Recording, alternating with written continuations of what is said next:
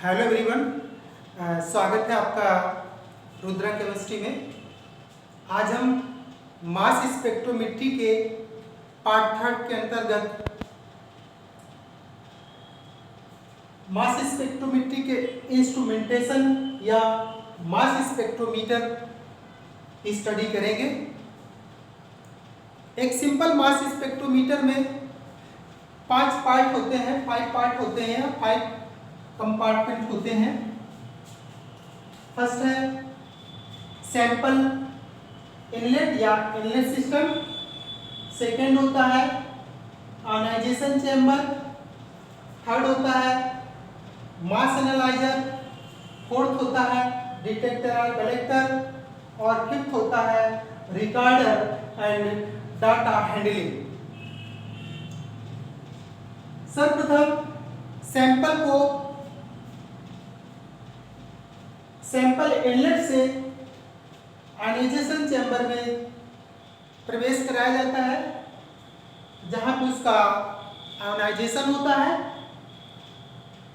और ये जो आयंस बनते हैं उन आयंस को मैग्नेटिक एनालाइजर में पास किया जाता है, जहां पे ions mass to charge ratio के अकॉर्डिंग सेपरेट हो जाते हैं और डिटेक्टर में इन पर्टिकुलर मास टू चार्ज वाले आयंस की काउंटिंग होती है और रिकॉर्डर में फिर मास स्पेक्ट्रम रिकॉर्ड होता है।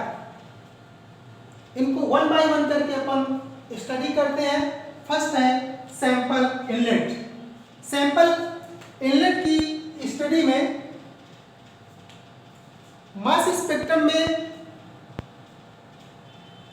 स्टडी किया जाने वाला सैंपल गैस, लिक्विड और सॉलिड हो सकता है।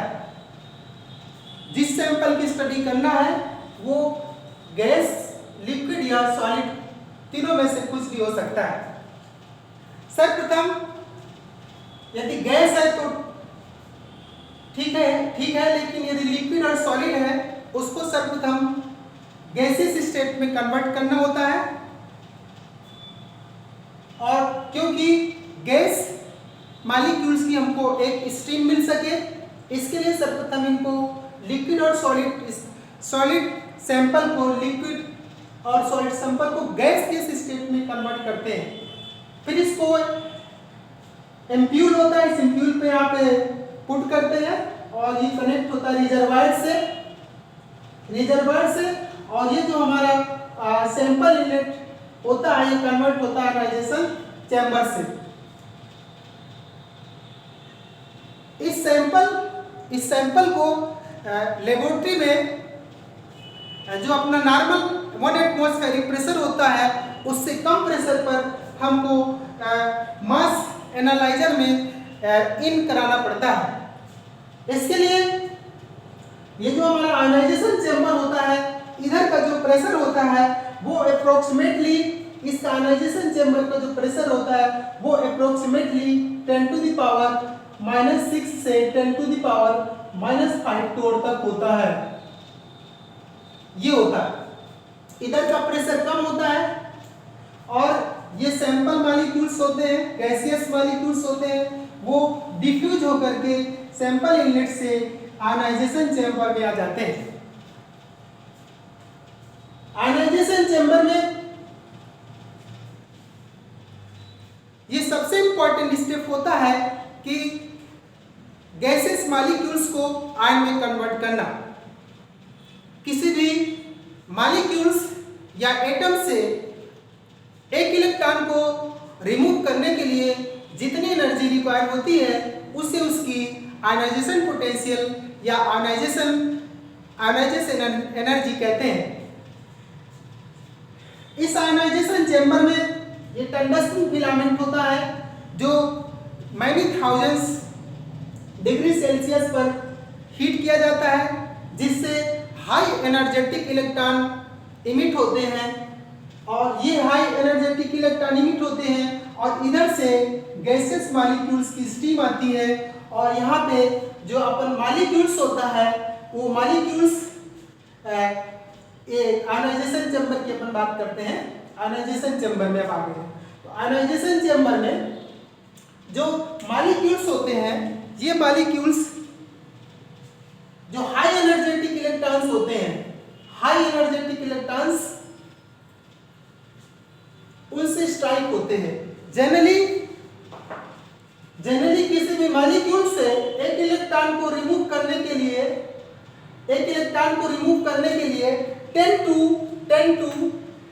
10 to 15 इलेक्ट्रॉन वोल्ट एनर्जी की आवश्यकता होती है। किसी भी मॉलिक्यूल से एक इलेक्ट्रॉन को रिमूव करने के लिए जनरली 10 to 15 इलेक्ट्रॉन वोल्ट की एनर्जी की रिक्वायर होती है। यहाँ पे जो हमारे इलेक्ट्रॉन्स होते हैं वो हाई एनर्जेटिक होते हैं। ये जब इलेक्ट्रॉन की जो स्टीम होती है वो सैंपल के गैसियस मॉलिक्यूल से स्ट्राइक करते हैं या कोलाइड करते हैं, जिससे 2 प्रकार की प्रोसेस हो सकती है। फर्स्ट होता है कि ये जो जब अपन हाई एनर्जेटिक इलेक्ट्रॉन से कोलिजन होती है तो ये मॉलिक्यूल से एक इलेक्ट्रॉन रिमूव हो जाता है और मॉलिक्यूलर आयन या रेडिकल आयन में क्या होता है, कन्वर्ट हो जाता है। ये मोस्ट प्रोबेबल कंडीशन है। दूसरी कंडीशन क्या हो सकती है, ये मॉलिक्यूल्स इलेक्ट्रॉन को कैप्चर कर ले और नेगेटिव आयन में क्या हो जाए, कन्वर्ट हो जाए। ये लीस्ट प्रोबेबल होता है, लीस्ट प्रोबेबल होता है। तो यहां पे 2 टाइप्स के आयन बनते हैं।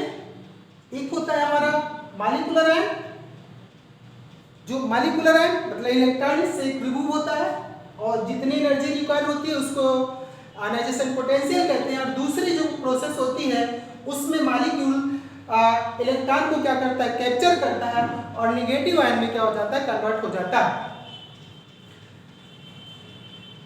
यहाँ पे ये हमारी प्लेट होती है जिसको रिपेलर प्लेट कहते हैं, रिपेलर प्लेट कहते हैं। ये जो पॉजिटिव इसका जो पोटेंशियल होता है पॉजिटिव पोटेंशियल होता है, तो ये पॉजिटिव पोटेंशियल वाली जो अपन रिपेलर प्लेट होती है ये जो नेगेटिव आयंस को क्या करती है, ऑब्जर्व कर लेती है। यहाँ पे जो इलेक्ट्रॉन्स की जो एनर्जी होती है, जो हाई एनर्जेटिक जो इलेक्ट्रॉन्स की एनर्जी होती है वो होती है इलेक्ट्रॉन्स की जो एनर्जी होगी वो 70 इलेक्ट्रॉन वोल्ट होती है, 70 इलेक्ट्रॉन वोल्ट होती है। और मॉलिक्यूल्स से एक इलेक्ट्रॉन को रिमूव करने के लिए 10 to 15 इलेक्ट्रॉन वोल्ट की क्या होती है, जरूरत होती है। तो 70 में से 10 to 15 electron volt energy molecule के आयोनाइजेशन में कंज्यूम हो जाती है, लेकिन जो रिमेनिंग शेष एनर्जी बचती है वो मॉलिक्यूल की फ्रेगमेंटेशन में क्या होती है, फ्रेगमेंटेशन में यूज होती है। मतलब जो 70 में से 10 इलेक्ट्रॉन वोल्ट एनर्जी मॉलिक्यूल को मॉलिक्यूलर आयन में कन्वर्ट करने में यूज होती है और 70 जो इलेक्ट्रॉन वोल्ट 70 में से जो 15 को ले हटा देंगे तो जो बाकी रिमेनिंग एनर्जी बचेगी वो मॉलिक्यूल को फ्रेगमेंटेशन में यूज होती है। तो यहाँ पे जो आयोनाइजेशन चेंबर में हमारे पास क्या बचता है, मॉलिक्यूलर आयन एंड जो ये फ्रेगमेंट आयन बनते हैं ये यहाँ पे बन गए। कौन कौन से, मॉलिक्यूलर आयन और ये फ्रेगमेंट आयन बन गए। ये चूंकि इधर का जो प्रेशर होता है वो कितना होता है, 10 to the power -6 to 10 to the -5 तोर होता है। और ये दूसरा जो अपन का जो एनालाइजर होता है, एनालाइजर टिप का जो प्रेशर होता है, इस टोटल इसका जो प्रेशर होता है वो होता है 10 to the power, इसका प्रेशर होता है 10 to the power -8 to 10 to the power -7 तो ये इसका प्रेशर कम होता है as compare to ionisation chamber. अब आयोनाइजेशन चेंबर से जो ये गैसियस केटायन वो स्ट्रीम के थ्रू किस में प्रवेश करते हैं, मैग्नेटिक एनालाइजर में क्या करते हैं, एंट्री करते हैं, मास एनालाइजर में एंट्री करते हैं। क्यों? क्योंकि यहाँ पे जो आयनाइजेशन चैम्बर होती है ये कौन सी होती है, रिपेलर प्लेट और इसके बाद होती है accelerating plate. Accelerating plate B और सी, इसके बीच बहुत ज़्यादा एनर्जी डिफरेंस होता है, जो पोटेंशियल एनर्जी होती है बहुत ज़्यादा डिफरेंस होता है, जिससे जो ये आयंस होते हैं, फ्रेगमेंट आयन और मॉलिक्यूलर आयन, ये लास्ट वेलोसिटी को क्या कर देते हैं, एज्यूम करते हैं, प्राप्त करते हैं। लास्ट वेलोसिटी से ये किस में प्रवेश करते हैं, मास एनालाइजर में प्रवेश करते हैं। तो मास एनालाइजर में क्या होता है, देखिए मास एनालाइजर में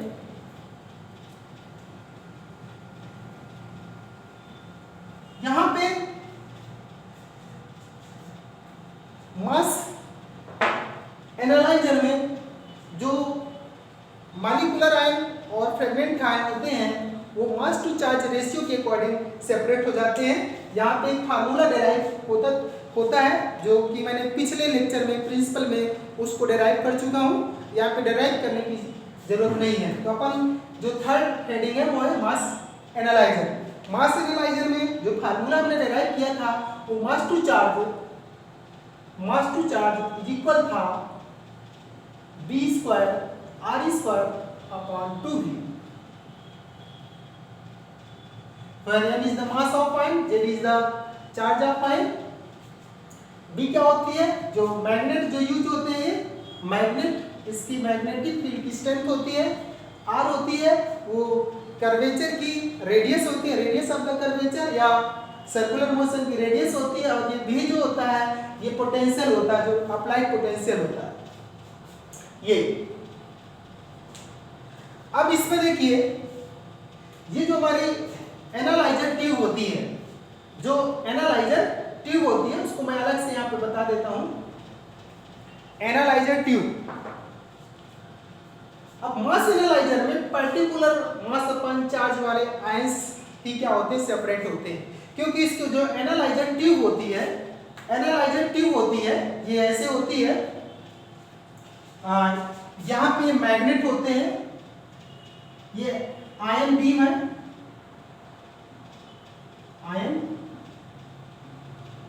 है, और इधर पे मैग्नेट लगे रहते हैं।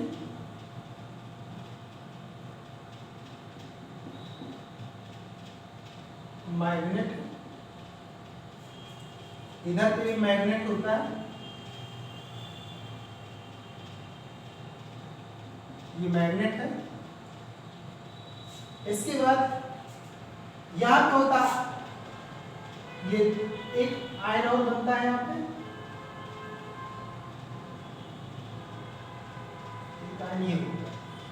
ये होता है, ये जो आयंस है हमारा, ये आयंस है, आयंस ऑफ दिस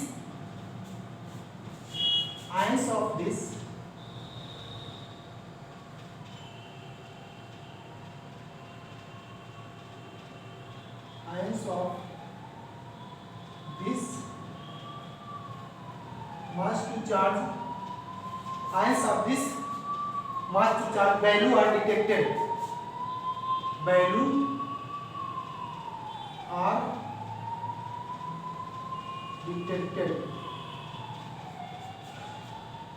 ये है। और ये हमारा है अदर मास, इसको थोड़ा अच्छे से बना देता हूं मैं पीछे से लेके।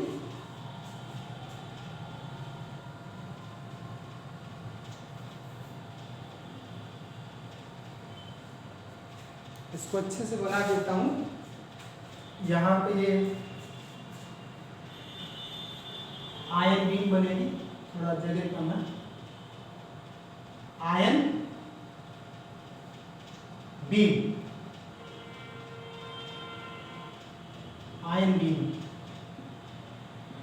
ये आयन बीम है।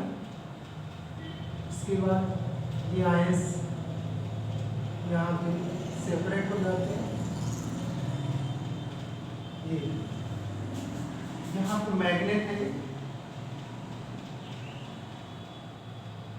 ये मैग्नेट है।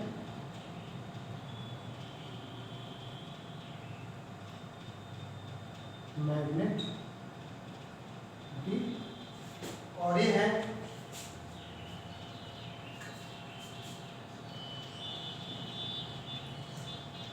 ions of this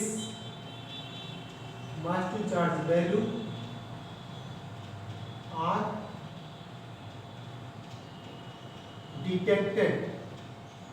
ये वो आयन है जिसकी मास टू चार्ज वैल्यू को हमको क्या करना है, डिटेक्ट करना है। ये आ जाएगा, ये इधर आ जाता है, और ये वो आयंस है other mass to charge value, ये other mass to charge value, other mass to charge value, other mass to charge value है लार्जर है, ये इस लार्जर है, और ये है other mass to charge value smaller, और ये है fixed position,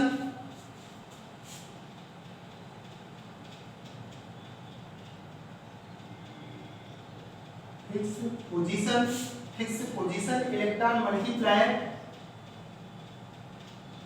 electron multiplier detector.